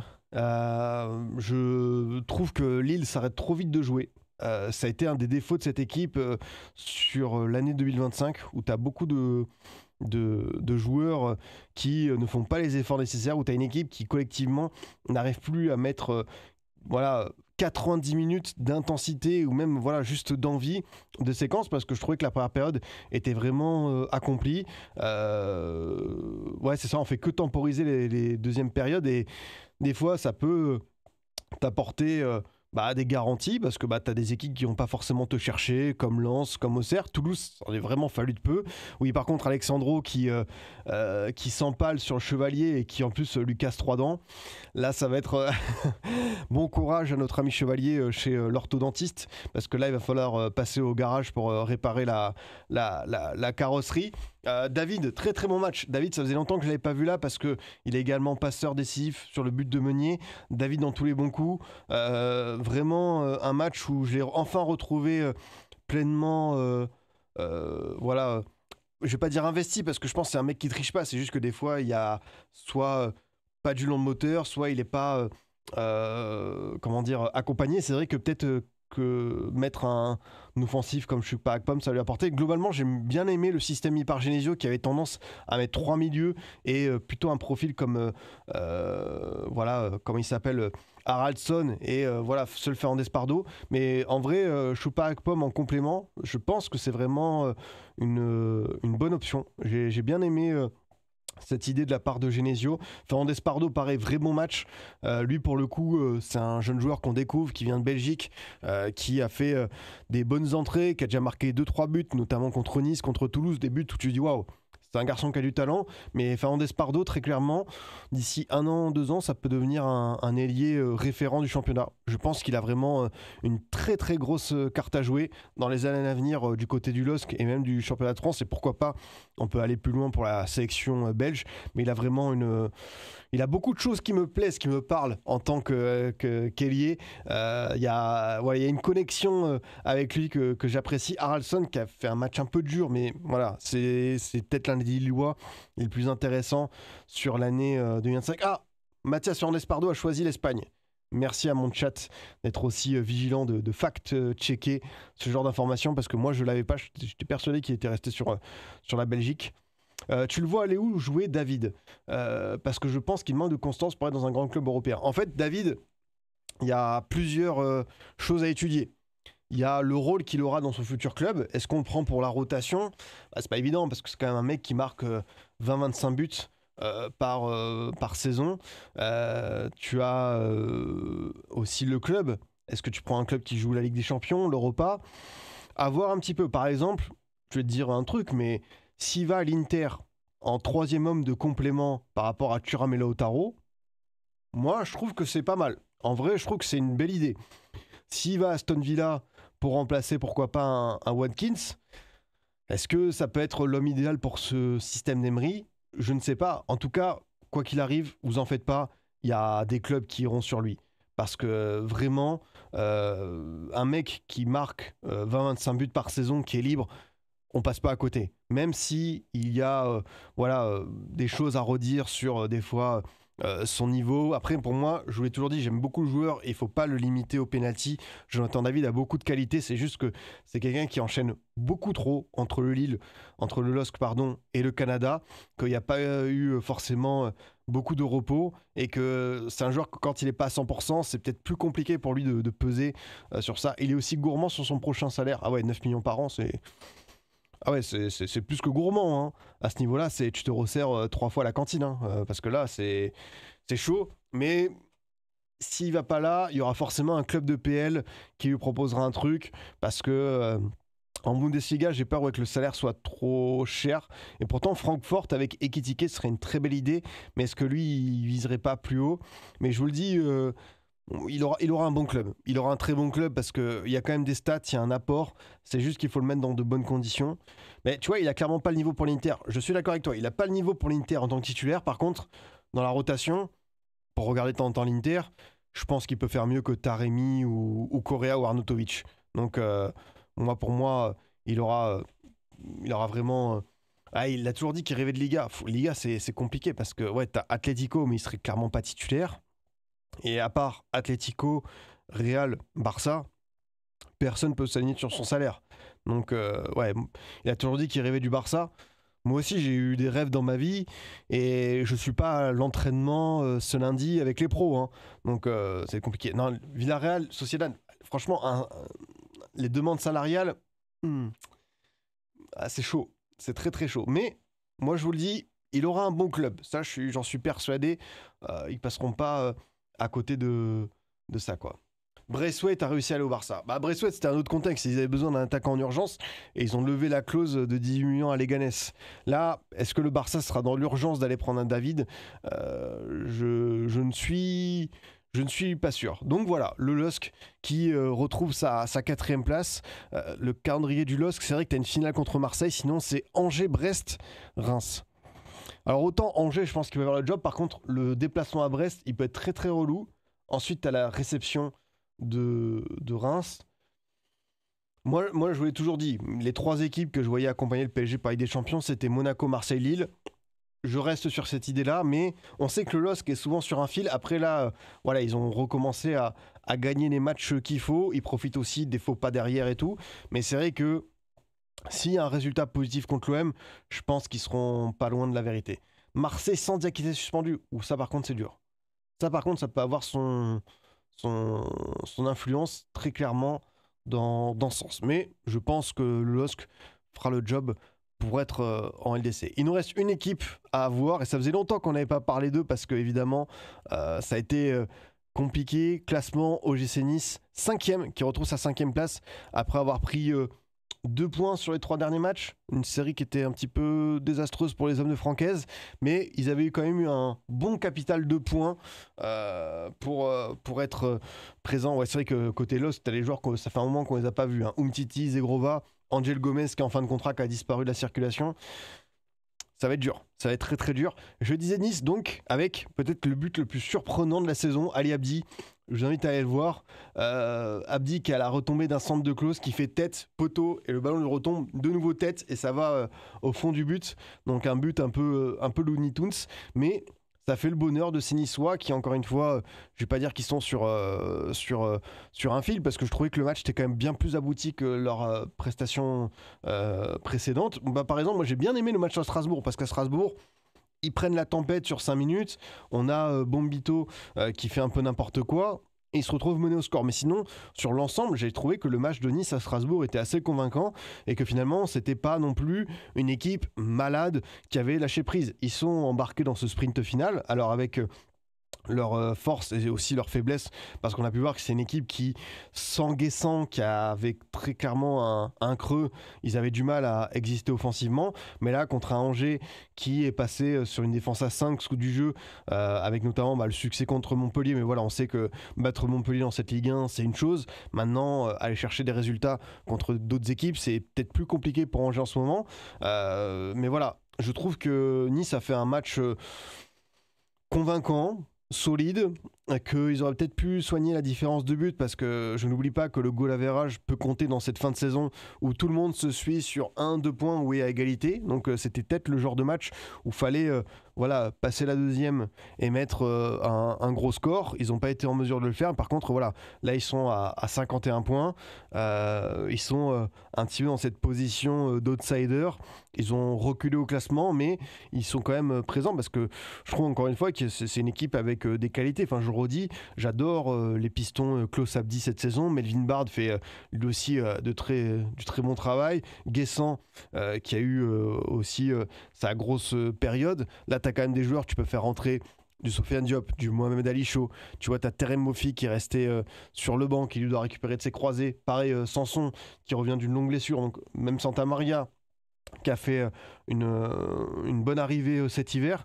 T'as quand même un effectif intéressant. Maintenant, Francaise, il est un petit peu... je dis pas qu'il y a un embouteillage, mais c'est vrai qu'on se souvient que de l'époque Europa League, Ligue 1, où c'était très tendu, t'avais pas forcément un banc étoffé. Là, il fait des choix. Mais voilà, il y a... Si cette équipe revient en Europe la saison prochaine, ce qui risque d'être le cas, il y aura quand même pas mal de leçons à tirer et voir un petit peu ce qu'on décide de la part d'Ineos, si Ineos n'a pas la flemme, parce qu'on avait vu les déclarations du père Radcliffe qui disait en gros, moi la Ligue 1 ça m'intéresse pas, il n'y a pas assez de spectacle, on se concentre sur Manchester United. Bah écoutez, au moins il a pu accomplir quelque chose avec Manchester United, c'est se maintenir. Ça c'est vrai qu'avec Manchester United, réussir à maintenir cette équipe en Première Ligue, C'est un exploit. C'est vrai qu'il y a quelques années, on avait vu vous savez, le tweet sur Chelsea officiel, Chelsea est maintenu. Ça paraissait un peu lunaire comme phrase. Et là, on a eu aussi avec Manchester United. C'est vrai que ça fait bizarre. Du coup, Nice, les derniers matchs. Il y a donc ce déplacement au parc. Ça va être tendu parce qu'on sait que le PSG est en route pour l'invincibilité et qu'ils voudront évidemment mettre une équipe compétitive avant la Ligue des Champions pour se remettre dans le bain. Tu reçois Reims qui joue sa peau, mais tu peux peut-être le dominer. Après, tu as Rennes et Brest. C'est pas un calendrier évident, mais tu n'as plus de concurrents directs à voir s'ils vont en profiter. En profiter ou non. Mais c'est vrai que cette série, il fallait quoi qu'il arrive l'arrêter parce que ça faisait 5 matchs que tu n'avais pas gagné dans un sprint final. C'est quand même un petit peu fâcheux. Moi, je pense qu'ils termineront plutôt en Europa ou en conférence et que pour la LDC, ce sera trop juste pour les Aiglons. Angers, vous m'avez dit de regarder le calendrier. Je sais qu'Angers, ça peut être très compliqué. Donc, tu reçois Lille, tu vas à Nantes. Ouf, ah ouais. Tu fais 3 équipes qui sont en lice pour la Ligue des Champions. C'est dur, mais tu reçois au moins 2 fois. Et n'oublions pas que Strasbourg, c'est l'équipe qu'ils ont mis en difficulté. Nul là-bas en championnat, victoire là-bas en Coupe de France. Peut-être que du jeu à l'antidote anti-Rossenior pour parvenir à ses fins. Mais c'est sûr que ce dernier match à Lyon, ça peut être assez critique. Alors, De Paul qui va avoir du boulot. Alors, si tu parles de De Paul de l'Atlético, oui, forcément, il aura du boulot. Par contre, Esteban Le Paul, c'est sûr que ça va être lui, mais Rodrigo De Paul n'est pas encore dans le Maine-et-Loire. Ça aurait été très drôle de le voir dans cette équipe d'Angers, mais non, c'est bien Esteban Le Paul. Mais oui, évidemment, ça va être c'est l'atout phare pour le maintien. Et même, j'oublie pas aussi Yaya Fofana, qui est un bon gardien de Ligue 1. Là, c'est le moment de sortir les arrêts qu'il faut. Mais par exemple, ce match à Nantes, oui, t'es contre un adversaire un peu direct, hein. On l'oublie pas.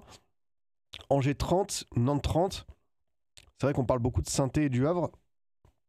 Mais attention, il n'y a pas non plus une marge incroyable de ces deux équipes. Et c'est vrai que c'est une vraie finale pour le maintien. S'il y a 3 points au bout pour l'une de ces équipes, c'est sans doute le maintien à la clé, quoi. On continue, les amis, notre petit tour d'horizon de Ligue 1. On a terminé notre grosse page, on va dire, course dans le haut du classement. Là, je sais qu'on a encore quelques petits matchs à voir avec, évidemment... on va aller sur le PSG Le Havre. Après, on ira sur les derniers matchs qui vont nous intéresser. Mais c'est ce PSG Le Havre, parce que ça faisait un moment qu'on n'avait pas vu le PSG en Ligue 1, avec évidemment une très grosse rotation. On avait Beraldo, Lucas Zaïre-Emery, Lee, Doué, Mayoulou, Mbaye, Gonçalves, Barcola. Allez, Hakimi, Doué, Barcola, on a 3 titulaires. Et sinon, tout le reste, c'était de la rotation, et même de la rotation extrême avec Mbaye et peut-être Mayoulou. Mais voilà, ils ont fait le job contre Le Havre avec un match. Voilà, c'est toujours un petit peu, je ne vais pas dire délicat, mais c'est le genre de match où tu sais jamais trop comment le gérer. Après, il y a au moins un intérêt majeur pour ce PSG, c'est évidemment l'invincibilité. Mbaye, c'est intéressant. Il y a eu 2-3 percées où je me dis ok, mais tu sens que c'est un ailier qui est très dominant dans les catégories de jeunes et que pour qu'il soit dominant en Ligue 1, il va falloir encore attendre. Après, on parle d'un joueur, c'est un 2008, enfin, c'est vraiment tout jeune, hein. C'est un an de plus ou un an de moins, selon comment on le prend par rapport à Lamine Yamal, mais tu sens que lui, il va falloir encore attendre. Par contre, Mayoulou, on n'en parle pas beaucoup, mais... Enfin, on n'en parle pas beaucoup. Je parle moi-même, hein, je m'incrimine dedans. Mais Mayoulou, pour un mec qui fait de la rotation, à chaque fois que je le vois, j'aime bien ce qu'il montre. C'est peut-être pas suffisant pour faire des entrées tout le temps en Ligue des Champions, même pour être titulaire en LDC. Mais en Ligue 1, sincèrement, un Mayoulou, il a... très clairement son mot à dire, et ça fait partie je pense des bonnes idées de la part de Luis Enrique de l'intégrer de plus en plus à la rotation, parce qu'à chaque fois que je le vois, je me dis ok, ce joueur il a vraiment un truc, ça fait partie de ces bons petits jeunes parisiens, des fameux Titi. On rappelle que le PSG c'est vraiment un club qui forme beaucoup de joueurs. Alors tous n'ont pas la chance évidemment d'évoluer en équipe première ou de performer au Parc des Princes, mais ça démontre encore une fois la qualité de la formation parisienne qui a su mettre les bons éducateurs, la bonne stratégie à tous les étages, toutes les catégories, pour faire sortir chaque année 1-2 joueurs. Donc c'est vraiment une équipe avec beaucoup d'entrain et qui réussit à mettre les jeunes sur les bons rails. Après, que dire sur ce match? Encore une fois, Désiré Doué, hein, l'enchaînement à la surface, au-dessus du lot, un joueur qui régale sur tous les aspects. Gonzalo Ramos qui a retombé du ballon, qui lui a un très très bon ratio temps de jeu but, lui au moins ça lui sert parce que il n'est pas titulaire en Ligue des Champions évidemment. Pour un joueur avec son statut, gros transfert, voilà, un international portugais, ça doit lui peser, hein, de ne pas jouer ses matchs de LDC, mais au moins il fait toujours le job en championnat. Kang Lee, moi je trouve que c'est très très poussif. Il a eu une espèce de petite embrouille avec Désiré Doué, mais Kang Lee, allez, je sais même pas si je garde pour la rotation l'an prochain. Moi, Kang Lee, si ça peut le faire partir, je suis pas contre parce qu'il m'apporte pas des garanties ou un ressenti que j'ai par exemple avec un Mayulu sur l'avenir. Et pourtant, Kang Lee, c'est un 2000, donc ça reste un jeune joueur, hein. Tu vois, il a 24, il va sur ses 25. Ça reste jeune à l'échelle du football. Mais Kang Lee, moi, je passe mon tour. Et ouais, la progression de Doué, on est tous d'accord. Et ce qui est bien pour Doué, c'est qu'il a en plus épuré son football. Parce qu'on disait que voilà, il cherche plus forcément le beau geste, mais le bon geste. Et c'est vrai que maintenant, il n'y a plus ces fameuses touches de balle superflues. Après, moi, ça me dérange pas parce que j'adore les artistes. Je pense qu'on parle tous le même football ici. Et Désiré Doué nous transmet voilà cette fibre artistique, évidemment avec beaucoup d'inspiration, Neymar, etc. Mais c'est sûr que Doué, tu prends le Doué qui était à Rennes, tu prends le Doué du début au Paris Saint-Germain et tu prends ce Doué là. Voilà, chapeau quoi. C'est vraiment un joueur qui respire je vais pas dire la force tranquille, mais qui est sûr de ses forces et qui réussit à la fois à s'imbriquer dans ce PSG où il y a beaucoup d'attentes, beaucoup de pression. Et encore une fois, il est aussi dans un développement personnel qui est très très bon. Ligue 1, Ligue des Champions, équipe de France, il y a beaucoup d'aspects positifs pour l'avenir. Et cette saison, qui est celle un petit peu de la révélation au très grand public, parce que je sais que vous êtes des connaisseurs de football, évidemment, Doué, on avait tous, je pense, senti quelque chose à Rennes, mais là, il est passé dans une autre dimension auprès des suiveurs peut-être un peu plus lointains. Et ouais, c'est sûr qu'on a envie de voir le développement. Vraie question, c'est qui le meilleur jeune de Ligue 1, Doué ou Cherki? C'est dur ça comme question. C'est dur de trancher entre les deux. Je sais pas. En vrai, moi, je mettrais peut-être Doué devant, mais Cherki a des arguments aussi. C'est compliqué. C'est compliqué, hein. Franchement, waouh. J'avoue que le dilemme, il est costaud. Après, chacun va avoir son ressenti. Un Lyonnais va pouvoir peut-être mettre Cherki, un Parisien va mettre Doué, mais moi, je mets Doué, mais j'adore Cherki également. Mais c'est vrai que Doué, en plus, tu as eu un cap qui a été. Tu as eu des matchs en Ligue des Champions, tu t'es dit, ok, le gamin, il réussit ça aussi, c'est quand même pas mal, quoi. Côté Havre, on le redit, mais c'est sûr que là, le maintien, ça va jouer sur un fil. Ça va pas être évident. Et pourtant, c'était un match où tu as eu du Gorgelin qui a été très très fort. Vraiment, il a fait, je crois, 8-9 arrêts. Donc, l'un des hommes du week-end qui a sorti l'un de ses meilleurs matchs, surtout après ce qui s'était passé la semaine dernière. Souvenez-vous, les 2 buts concédés à Rennes qui étaient un petit peu, pas dire ridicule, mais presque. Et c'est vrai que lui, il s'est fait un match, waouh, ok, très très fort. Comme quoi, un gardien d'une semaine à l'autre, ça peut vraiment basculer. Et dommage pour le Havre, parce que ouais, il y a le but de Soumaré. Et oui, c'est vrai qu'on a parlé peut-être des aspects positifs pour le PSG, encore les aspects négatifs, les coups de pied arrêtés. Attention encore une fois aux coups de pied arrêtés, parce qu'il y a Arsenal qui arrive, et eux, dans ce domaine-là, je ne fais pas un dessin, c'est la meilleure équipe en Europe. Et on a pu voir qu'entre Dunkerque, contre Aston Villa, contre Le Havre, 3 équipes, 3 compétitions différentes. Tu as du danger permanent dans cette zone-là et que le PSG va devoir vraiment être très vigilant là-dessus.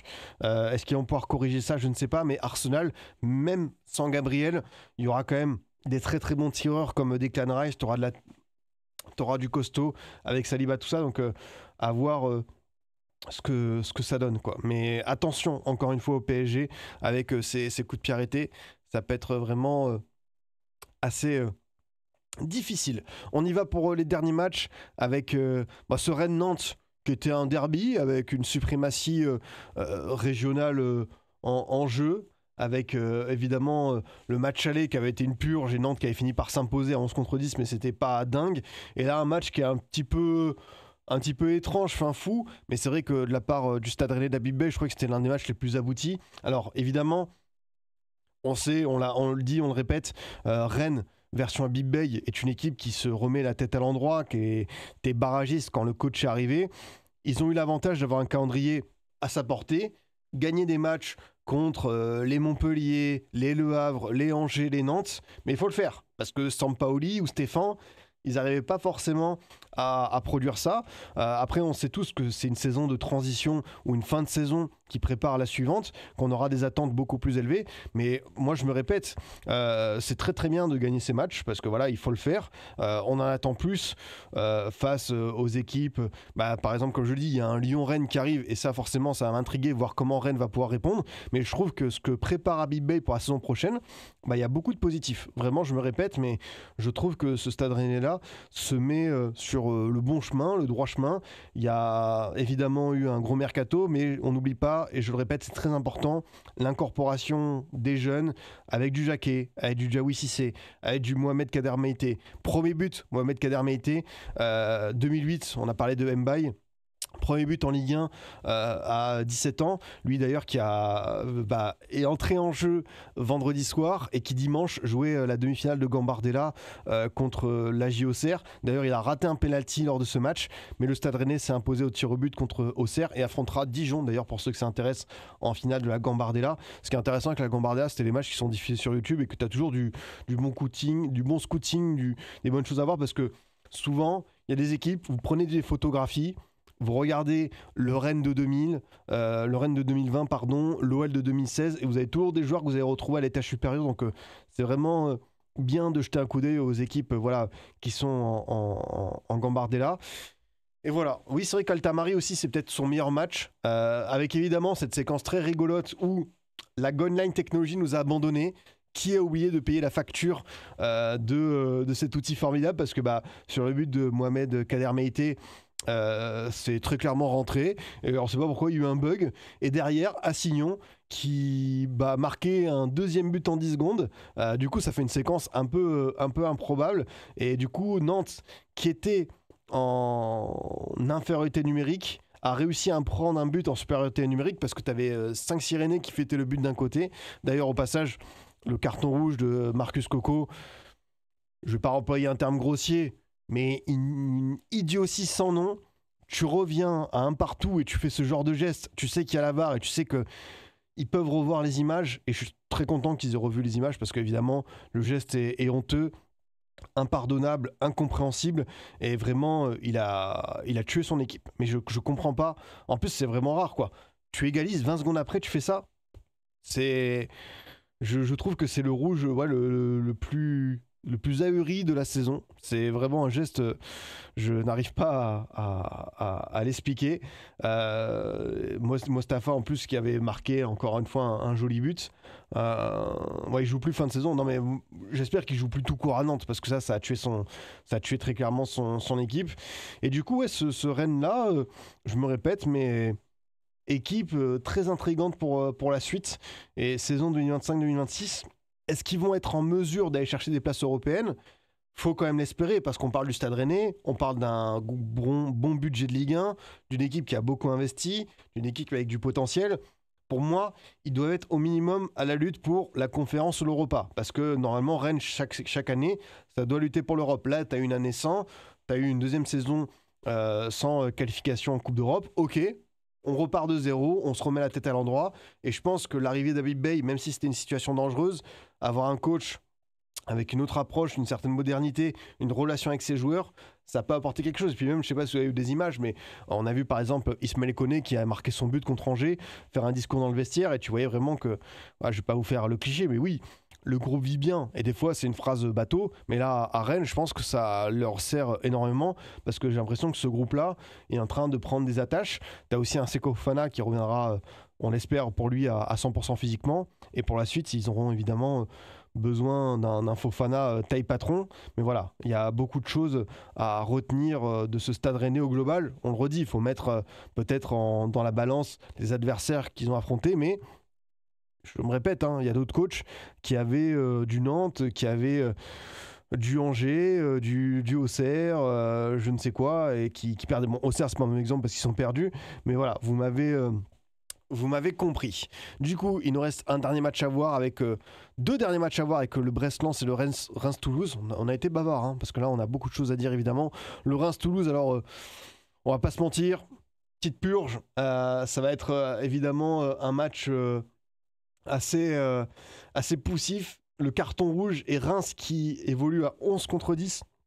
Ça a été très compliqué, vraiment Reims qui s'est contenté de marquer et qui après a fait le dos rond avec ce système. Voilà, on sait que pour Reims il y avait évidemment une urgence à aller chercher le maintien. Pefok, Siebatche qui avait été rapatrié au mercato hivernal et qu'on n'avait pas vu parce qu'il avait une blessure et qui revient et qui marque. Là c'est peut-être le but qui va compter. Ils ont 5 points d'avance sur la zone rouge, 5 points sur le barragiste. Je pense que Reims ça devrait le faire, avoir les derniers matchs. Normalement, si tu vas prendre ces points à Montpellier, t'es bien. Si tu prends ces points à Montpellier qu'il faut, tu vas être fort. Reims, c'est sur combien de victoires? Ils sont sur 3 victoires. Avec Cannes, ça fait 4 victoires sur les 5 derniers matchs. Après avoir pas gagné durant 3 mois et demi. Donc c'est propre. Ensuite, tu as Nice, tu as Saint-Etienne qui sera une finale pour le maintien. Mais je pense que si Reims prend 3 points à Montpellier, tu seras pas loin de la vérité. Je pense que le maintien sera acquis. Après, évidemment, tu prépareras ta finale de Coupe de France contre le PSG. On va voir ce que ça donne, ça aussi. Mais ouais, c'est une équipe qui s'en est remis à ses fondamentaux parce que derrière, évidemment, tu as du Kipré, tu as du Hakimi, tu as du Diouf. C'est très, très solide. Et Toulouse s'est fait un petit peu tuer par ça. Et Toulouse, attention, parce que Toulouse, le maintien n'est pas assuré mathématiquement. C'est une fin de saison un peu en roue libre. Moi, ils m'ont tué mon pronostic parce que je me disais, tiens, ce Toulouse-là, est-ce qu'il pourrait pas être à la lutte pour l'Europe? Tiens, on va plutôt être à la lutte pour la 13e, 14e place. Bien vu l'artiste. Mais ouais, le carton rouge de Mackenzie qui a plombé ça. Mais au global, c'est un Toulouse assez poussif, qui a du mal à retrouver de l'allant. Alors, on va voir si le retour d'Amonral pour les derniers matchs. Après, ouais, c'est vrai que tu vas à Nantes, tu reçois Rennes, tu reçois Lens. À Saint-Etienne, tu affrontes peut-être des équipes voilà, où tu peux peut-être faire 2-3 coups. Mais c'est vrai que cette deuxième partie de saison, ça laisse un petit sentiment amer côté toulousain, parce que même au niveau des matchs, ça fait... Ils ont gagné, ouais, et après, ouais, ils ont perdu. Ouais, ça fait beaucoup de défaites. En fait, ça fait 5 défaites de suite. Ah ouais, c'est dur, là. C'est dur pour Toulouse. Là, il est temps de siffler la fin de la cour de récréation, parce que c'est dur, c'est très très dur pour nos amis toulousains. Et puis un dernier match, alors évidemment, un match qui peut peut-être compter ou pas dans la course à l'Europe, faut voir. Lens qui revient à 6 points de Strasbourg. Est-ce que même avec la différence de but, c'est même quasiment 7 points, ça va être très très compliqué. Ouais, Brest, c'était plus Brest que Lens qui avait quelque chose à perdre, parce que si Brest gagnait, il revenait à 4 points de Strasbourg, donc pourquoi pas. Mais là, c'est vrai que cette victoire lensoise, elle les condamne dans un sens. Et puis eux, évidemment, il y a eu une séquence avec ce carton rouge d'NDI qui touche le ballon. On ne sait pas trop si ça fait... Parce que le ballon part très très vite. Est-ce que ça fait poitrine-bras? Est-ce que ça fait juste poitrine? Ce que signale Benoît Millot, en fait, c'est la position de la main au départ. C'est que si le ballon touche, d'abord ça, c'est que la main au départ d'NDI, elle est un peu en mode pas... Enfin, il n'a pas à la mettre là. En gros, NDI aurait dû défendre comme ça. Sauf que, il était sur un sauvetage, donc il n'a pas réfléchi. Le truc, c'est que ça fait peut-être ça. Et lui, il juge que la main est évidemment... sanctionnable, et du coup ça fait la fameuse double peine, penalty plus carton rouge. Certains avaient des débats, est-ce que la double peine n'avait pas été annulée? On sait que des fois, si c'est un gardien, ça peut être un peu plus attendri, mais là pour le coup Benoît Millot, il a jugé qu'évidemment c'était un but qui rentrait, donc main qui annule un but, donc pas de mensuétude. Si le PSG gagne la Coupe de France, est-ce qu'il y a une place supplémentaire en Europe? Oui. On rappelle que si le PSG gagne la Coupe de France, on aura du coup 1, 2, 3, 4 en Ligue des Champions, 5, 6 en Europa League et 7e en conférence. Par contre, si c'est Reims qui gagne la Coupe de France, tu auras le 7e qui sera Fanny. Donc, c'est ça le scénario pour cet aspect-là. Côté Lens, finalement, Louis Sy l'avait dit, le 2-0 à l'aller contre Brest avait été le match le plus abouti. Là, évidemment, ils ont profité de cette supériorité numérique pour faire la différence, mais ça a été aussi un match convaincant, je trouve, avec Koyalipou qui a été très très très très bon. D'ailleurs, Koleipou qui a marqué un but hors jeu.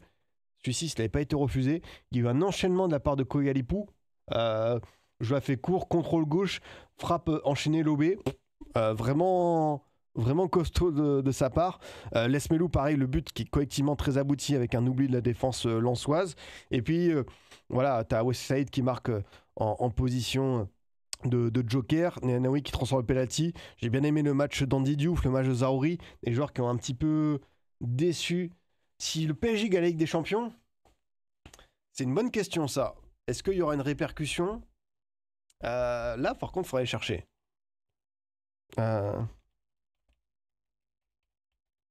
Est-ce que...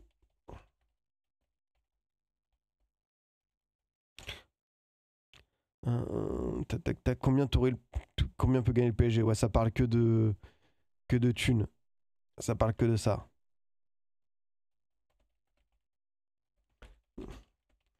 Est-ce qu'il y a un reversé de plus? Le quatrième est automatiquement qualifié. Bon, voilà. Pas besoin de demander. Ah, voilà. Et si la Ligue 1 plaçait 8 équipes? Bon, là, malheureusement, avec l'OL, ça va être ça. Ok. Ok. Donc pour la France, c'est 8 clubs européens à son prochaine. Il faut que Reims gagne la Coupe de France et que Lyon gagne l'Europa League en terminant 6ème de Ligue 1 ou au-delà. Ou bien au maximum la 7ème place si le PSG gagne la Coupe. Complexe, vous l'avez dit. Ah ouais. Donc bon, il y a quand même pas mal de critères à remplir. Donc Maguire a annulé toute cette règle. Donc bon, peut-être que Lens, malheureusement, va devoir se contenter d'une saison en plus sans Coupe d'Europe, même si cette année ils y étaient, mais ils ont perdu contre le Panathinaikos. Mais c'est vrai que cette équipe lensoise, voilà, on verra un petit peu la saison prochaine parce qu'on sait qu'on a préparé du côté de Gourlian la perte des droits télé. On a fait partir pas mal de joueurs et sincèrement, ça va être délicat. Mais au moins, ils ont déjà récupéré des fonds. On sait qu'ils veulent aussi racheter Bollard, pourquoi pas à la vente et tout.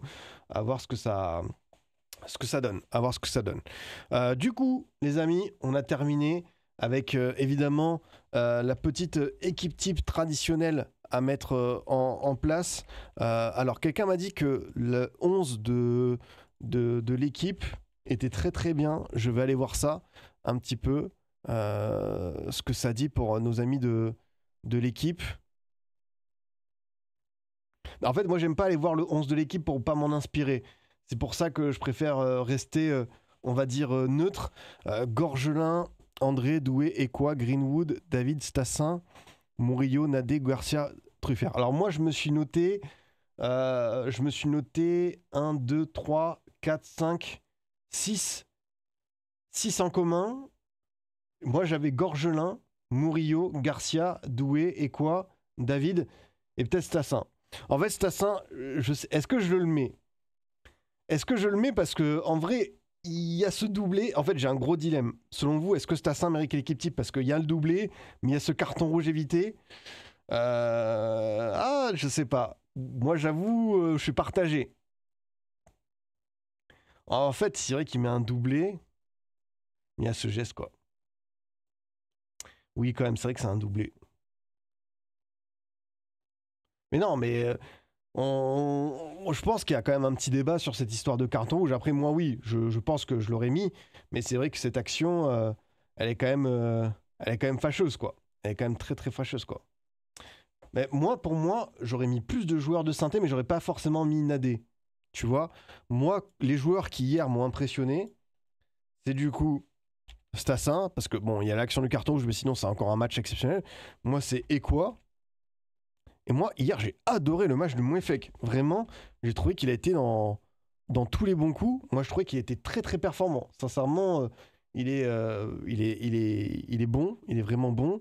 Du coup, je vais mettre alors... comment est-ce qu'on va pouvoir un petit peu orienter peut-être je vais passer sur un 4-3-3 parce que je pense que je vais mettre Koyalipou que j'ai bien aimé avec Lens. Hop. Je pense qu'on va mettre Truffert. Hop. On va mettre Garcia, le bon vieux Ulysse.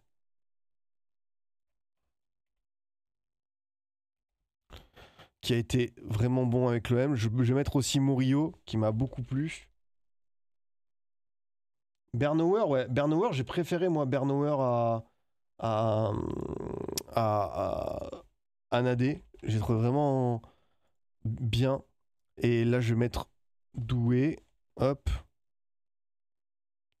Évidemment, il me faut mon David.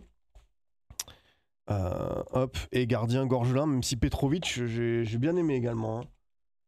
Petrovic, j'ai bien aimé. Le match d'Avitashvili, t'en as pensé quoi? Davitashvili, c'est comme d'hab, c'est beaucoup de bonnes intentions, une grosse activité, mais un manque de justesse de finition qui malheureusement le pénalise, quoi.